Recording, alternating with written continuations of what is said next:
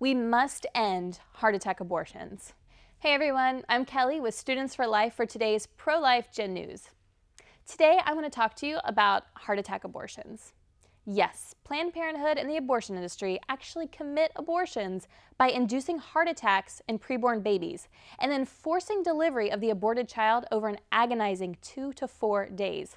Today I want to equip you with information on what happens during a heart attack abortion and why we must stop these. First, abortionists will inject chemicals such as digoxin or potassium chloride through the mother to induce a heart attack into a preborn baby. This is supposed to stop their hearts. However, sometimes babies will survive this first injection and the next day the abortionist will inject them again in order to ensure they are killed. Then the woman will return several days later to have the aborted baby removed, where the abortionist will tear apart the limbs of the baby. Now I want to turn to a video produced by Live Action, where former abortionist Anthony Levantino describes what happens during heart attack abortions. My name is Dr. Anthony Levantino. I'm a practicing obstetrician-gynecologist, and I've performed over 1,200 abortions. Today I'm going to describe a third trimester induced abortion, which is performed at 25 weeks to term. At this point, the baby is almost fully developed and viable, meaning he or she could survive outside the womb if the mother were to go into labor prematurely. Because the baby is so large and developed, this procedure takes 3 or 4 days to complete. On day 1, the abortionist uses a large needle to inject a drug called digoxin. Digoxin is generally used to treat heart problems, but a high enough dosage of digoxin will cause fatal cardiac arrest.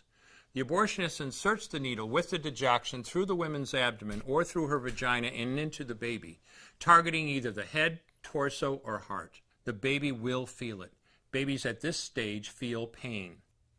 When the needle pierces the baby's body and the digoxin takes effect, the life of the baby will end. The abortionist then inserts multiple sticks of seaweed called laminaria into the woman's cervix. They will slowly open up the cervix for delivery of a stillborn baby. While the woman waits for the laminaria to dilate her cervix, she carries her dead baby inside of her for 2 to 3 days. On day 2, the abortionist replaces the laminaria and may perform a second ultrasound to ensure the baby is dead. If the child is still alive, he administers another lethal dose of digoxin. The woman then goes back to where she is staying while her cervix continues to dilate. If she goes into labor and is unable to make it to the clinic in time, she will give birth at home or in a hotel. In this case, she may be advised to deliver her baby into a bathroom toilet. The abortionist then comes to remove the baby and clean up. If she can make it to the clinic, she will do so during her severest contractions and deliver her dead son or daughter. If the baby does not come out whole, then the procedure becomes a D&E, a dilation and evacuation, and the abortionist uses clamps and forceps to dismember the baby, piece by piece. Once the placenta and all the body parts have been removed, the abortion is complete. Late-term abortions have a high risk of hemorrhage, lacerations, and uterine perforations, as well as a risk of maternal death. Future pregnancies are also at a greater risk for loss or premature delivery due to abortion-related trauma and injury to the cervix.